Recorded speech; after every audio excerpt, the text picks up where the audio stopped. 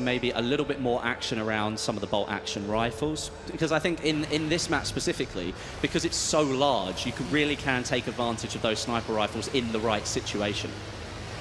Now, anyone who knows me knows I'm a ridiculous fan of things like bolt action rifles, or anything along those aspects. I love seeing that sort of gameplay, because I'm more an infantry person. You know, everyone in Battlefield seems to have their own type of how I like to play it.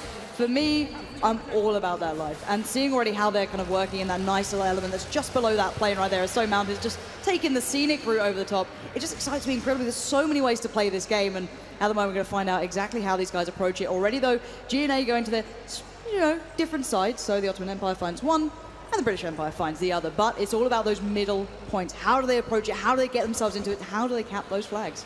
Yeah, and I mean, like, looking at what we've got going on out in the sky, you might think that they don't really get themselves in the battle. But if they're going for a strafing run on some of those objectives that are in the town there, maybe they get some destruction going on, they destroy a house, that gets rid of the cover. Maybe that sort of makes an inroad for their own team. So sometimes it might look like they're not doing much up there to help the people on the ground, but invariably they're doing some sort of damage that will have an effect on you at some point. It looks like we're all running in to the infantry area here, and definitely taking good advantage of it, because from what we're looking at, it is a very well-designed section of the map, and looking at it, it is rather beautiful, isn't it? Yeah, I absolutely love this. They're all going in for C. That's the point at the moment. That's the heavily contested area. You can see the madness going down in this village area. You've got the sniper up on the roofs. You've got the assault classes running around the bottom. But there is that definitely they're utilizing, even words are hard, on those rock edges. You can really play around them and build off the back of it. And really, the terrain allows you so many more options. You don't want to be, you know, highlighting yourself over the skylines. You want to be running just in front of the defilade almost. This changes so many aspects here, but let's see how these initial kind of back and forths have gone down. Oh, we were just about, we've seen there. Have we got a flamethrower? I think we might have a flamethrower there. We've got to find who's that on, hopefully. We need to try and get some footage of that, especially not only the flamethrower, but we do have the sentry, which is the walking tank, as it's the dad's strength. Right. And we've got the tank hunter as well, which actually is on a point of the map that we haven't seen a huge amount of. The tank hunter on Sinai Desert is it's hidden away right in the middle of the desert underneath some cover, and you can pick up the anti-tank rifle there. You do have to go a long way to get it. So it is a commitment. Yeah, definitely a commitment. But you might, with an anti-tank rifle, it's almost a big, massive sniper rifle with armor-piercing rounds in it. You're going to be firing from perhaps a much further distance. So maybe you can use some of that cover that's out there, those big sand dunes, to really sort of disguise the fact that you're running around with an anti-tank rifle. You know, if any of these players have their heads off, you're going to make them all go and look for that now. I hope you're happy with yourself. You've encouraged these guys to go wander into the desert. They're going to be in trouble. Hopefully no sandstorm happens. But back into the action, that is going to be an incredible factor if it comes in. That's actually one of the classes I've not seen yet, so I'm looking forward to that. Yeah, and I think, like, from what we have seen of it, it's only been very brief. I mean, I did get a small chance to have a look at it, and it is a rather dauntingly sized rifle. And it can only be fired in prone. Everything. How you use it, and you have to prone with it, right? You can only use it in prone, or if you prop it up against cover. You can't just be running with this thing and then fire it. It's got so much recoil to it that DICE have designed it so you can only fire it, essentially, with the bipod deployed. And that's the thing that most people wanted to see, is how do they kind of balance into this game? How do they work around that? And oh my word, that horse was ambitious trying to take on a tank. Surely that's not going to go well, and it didn't in the end. The tank's still rolling. He's still happy chugging along. I don't think he even realised what happened then. No, I mean, in many respects, like the horses, what it maybe tried to do there, it was something that I was talking to one of the developers about, is that the horses have like I don't like calling it feelings because it's a video game, but horses do have certain tendencies, and they are in the middle of a war, and they are sort of maybe a little bit jumpy, and they can actually sort of jump over cover if you approach it. So let's say maybe coming up to a small wall or barbed wire or something like that. As long as it's not too tall, the horse will actually attempt to jump over it for you.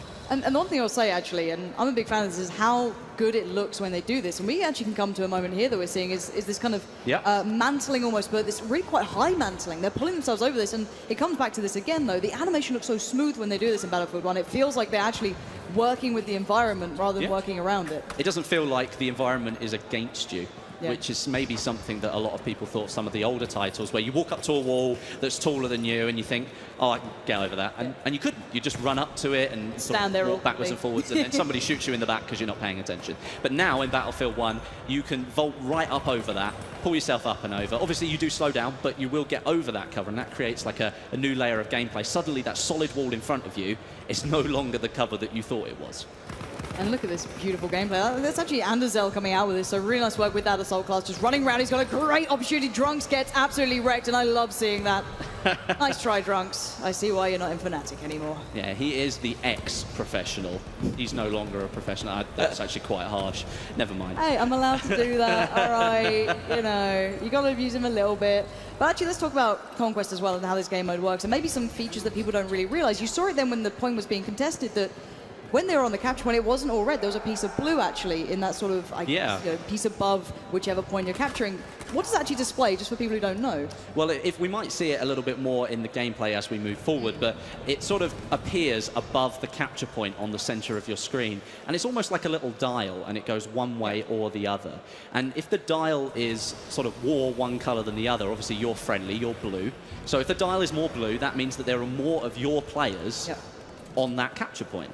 If it's more red than it is blue, then there are more enemies on that capture point. So as you can see here, we're on the antenna point, and you can see there was a lot more red on that line than there was blue, which means he's not going to take that capture point on his own, and he will simply have to fight off the people that are on it before he can start to take it. And he's looking for high ground, it seems. I don't think he's got what he wanted here, so he's going to have to take the man-to-man fight, which may not be ideal at this point. He's already got a bit of a challenge coming from the other side. Going to try and find another route.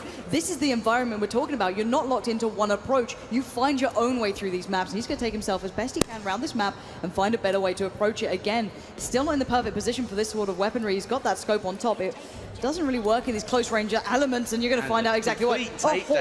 A complete takedown there with the horse, trampled to death, just completely trampled to death by Game Riot. So let's check in on the tickets as well here, because so far we're seeing 74 to 60, a fairly even game. 7 minutes. Excuse me, not 70. 7 minutes left overall. That'll be a little bit longer. So this has been a very close affair. It seems that the spawns coming in, the way these teams are playing this out, has been very even, but. Oh, what did we Nice see try. there? What did we see there? And as you can see on the screen, here comes the armored train again. And something interesting that you'll notice, the flamethrower. We can see it for the first time. As you can see on the screen, you'll notice that it's a little bit darker than perhaps a normal person's view. That's because the Flame Trooper, the elite class, has a permanent gas mask on. And that sort of fits the role because it is a flamethrower, so perhaps you might want to protect yourself from that heat. But at the same time, it means that they can't be damaged from gas grenades. It's kind of like a little balancing feature. One thing you have to remember with the Flame Trooper, though, is it's really only effective in close quarters. That flamethrower isn't going to reach very far. You did see there, he was taking a lot of damage from the soldier. It was a little bit further away from him. That was an extremely brutal takedown. That was rather epic thing to see. And as mentioned, the train is on its way in. On the right-hand side of the screen, by the score there, you can see the train's health up at the top. You might notice that steadily decrease as the train moves further into the map, starts to attract a little bit more attention. Oh, it's interesting. It's at the train station right now, perhaps where it should be. It's found its place in life. Nice. I think that's something that you mentioned earlier, actually. We didn't really expand on it. The train itself moves through the map. It can be controlled by the driver backwards and forwards. It can be stopped in one place. And it does have effect on a couple of the flags. This one here, the actual train station, and there's a couple of flags either side, I think one either side, that it can have an effect on. So if you've got a good route going backwards and forwards, the Behemoth there can sort of take back maybe 3 flags in one stint, which could be extremely helpful. It really can be, and it does, as you said previously, provide more than just that, though. It doesn't just play that capping role, it is the damage it provides. It draws people in. I don't know what it is about it. It's like a black hole, and everyone just kind of piles towards it, which may be good for them or not, we'll find out. But already, the points are becoming more even. It is serving its purpose, and I know a lot of people were nervous about its in-play. How is it going to work? Does it, how's it going to go down? Actually, so far in this playtest, at least what we're seeing from these guys, it is actually turning it around. When you have that big deficit on your side, you can pull back in, and oh, that's absolutely brutal. that was a takedown and a half. He didn't expect it because he turned around to see the bayonet going straight through his chest. That was a rather interesting, just a good overlook here actually of the map, so you can see the scale of it. It is absolutely massive. Really love that spawn-in animation though. You swoop down onto the map. It's really cool. And even here you can see the scale. Look how far away from all the objectives he is. He's got quite a lot of running to do before he'll reach some of those objectives out there. And it's so deadly just walking across that really open environment. You will get punished if you do. You've got to find ways to find cover or maybe utilize those horses. As Lars kind of brought into the conversation, they do have some fair speed on them. Those things aren't slow. They can surely pull yourself into the battle, so maybe look at those to pull yourself in towards maybe a more infantry style or sit back with the sniper. 100%. I mean, the train here actually is going down rather quick. We haven't seen a huge amount of gameplay of it, which is a little bit unfortunate because, again, it's gone down very quickly. But what you can see is the British Empire have got control of about 4 of these flags, which is sort of put them behind a little bit because the Ottoman Empire came back into the lead there, but it's almost neck and neck. Oh no. 100 points each. That was a rather epic little crash right there. He can pretend he meant it by going to the B point. That's it. He'll just be like, that was tactical actually, guys. He was Do just not parking worry. it. He was just parking it. And actually the thing we were saying was that open terrain you had to traverse being such an issue.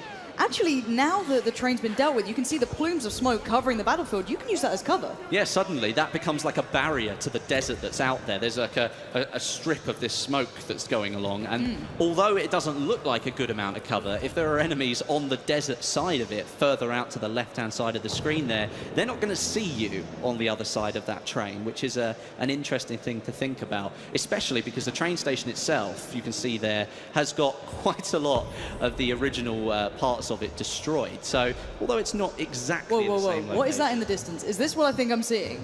That looks like a sandstorm. That looks terrifying. The train is scary, okay? As a gamer, that scares the life out of me. But oh my word, this is enveloping the whole map. It's just rolling in from the distance. Players are going to have to pull themselves into closer range here. Surely they can't play in this. Because look, you can start to see the effect already. With 3 minutes of the game to go, with the score being tied, how is this going to play out? It could be really interesting. Yeah, this changes the whole aspect of the game. This is the beauty of Battlefield to me, that you just get to see this incredible environment change in the blink of an eye. Now, speaking of blink of an eye, you're going to be blinking for a while. You can barely see in front of your own hand. That's incredible. This is going to be much better to be playing in this close range. You might have to switch away from those snipers, play towards more the assault or something else, because that is impossible almost to see, and the spam's coming out. All right, the memes is, thank you for the memes. But you can see the effect it's having. Definitely. I mean, one thing that the Sandstorm does do is, as you said, it brings the gameplay in a little bit. But in this infantry-only area, it's put sort of like a grayscale over certain parts of it. But you'll see it's still very much visible. So perhaps we'll see a lot more gameplay in this infantry section simply because the Sandstorm was rolled in. And you know that going out into the desert at the moment, not being able to see 20 feet in front of you is probably a very bad idea. It's not what you want to be doing. And looking at how the teams are currently positioned, the British Empire is actually kind of stuck out towards the desert side, whereas on the other side of things, the Ottoman Empire has a little bit of control, or at least trying to contest the control towards the more infantry. Oh, that was a 6-shot-and-a-half. Stoney coming in with the goods. Now, he's actually the captain of one of these two teams. He is. He is the captain, and he is one of the best battlefield snipers out there. You'll probably see a few more shots from him pulled off all over the place. But actually, looking at the score, the Sandstorm is still there. The score is tied pretty much at 128 each, 127, 128, with only a minute to go. So this literally could come down to the wire. This is Battlefield to me. These sort of battles, when it gets hectic, when it gets absolutely mad in these sort of aspects, now that Sandstorm's starting to dissipate a little. You might start being able to see a touch more here, but still, vision blur, trying to find their way through. 55 seconds left, 131 tickets towards the Ottoman Empire against 131 on the other side. This is neck and neck. And look at this, it's 3 caps to 2 at the moment. Actually, no, it's 2-2. This is literally going down to the wire here. It is going right down to the wire. You can see the Ottoman Empire does technically have a little bit more control. Oh no, it's lost it. It's won. Objective C is now moving over to the British Empire. And we could now see with the Ottoman Empire, it's still neck and neck with 30 seconds to go. But at the moment, we're seeing them all stuck on that sea capture point. They brought it back. Now they've got 3 under wraps here for the British Empire, so they're going to start pulling ahead just a touch. 2 are being contested for the Ottoman Empire, so they might fall behind a little bit, but still it's up in the air. The contest is going on. 15 seconds remain. It's back to 137 apiece. I can't call it either way here. This is literally going to go down to the wire because you'll see C is now being taken back. Oh my word. By the Ottoman Empire. What is going to happen? 3, 2, 1. That's it. That can't... It came as a draw!